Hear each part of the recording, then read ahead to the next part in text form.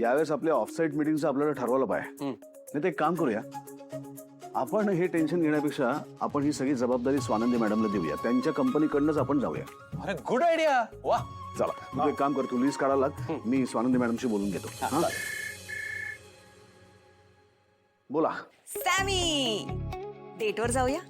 काय डेटवर? हा, for old time से. अरे काल तर जाऊन आलो ना आपण फिरायला. अरे मग काय झालं? सलग 2 दिवस आपण फिरायला जाऊ शकत नाही असा रूल आहे का? आणि दुसरी गोष्ट म्हणजे काल आपण फिरायला गेलो होतो, आज आपण डेटवर जाऊया.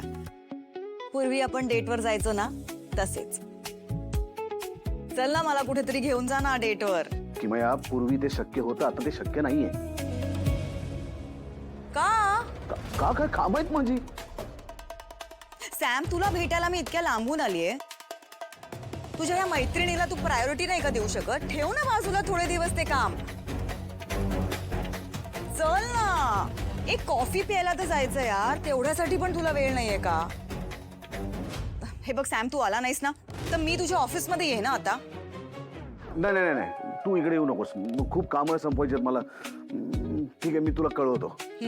प्लीज नाही म्हणू नकोस, नाहीतर. अगं बाई, नाही पण हातातलं काम तर पूर्ण करायला लागेल त्यासाठी.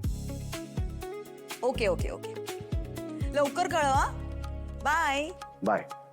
समर, लोकेशन साधा हवाय की एक्झॉटिक? नाही रे, तू आता लोकेशन म्हणजे बघ ना. आता हिला घेऊन जायचं म्हणजे ही कसे कपडे घालते, कसे वागते, लोक घाबरतील हिला बघून.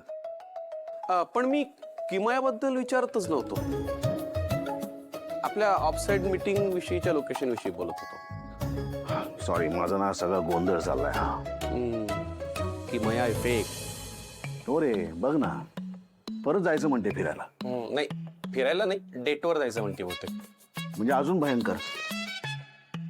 काय ना तुझा प्रॉब्लेम काय? तू ना सतत तिच्याविषयी तक्रार करत असतोस, पण तिला हवं तसंच तू करतोस.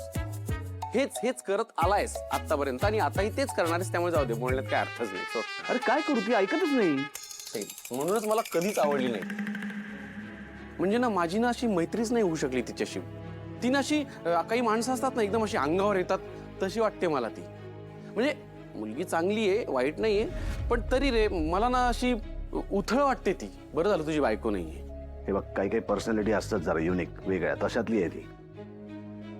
पण अशा पर्सनॅलिटीची मुलगी माझी बायको नाही असू शकत. म्हणजे एखाद्या उथळ व्यक्तीशी 2 तास बोलणं वेगळं, आणि आपल्या मैत्रिणीला आपण 2च तास भेटतो.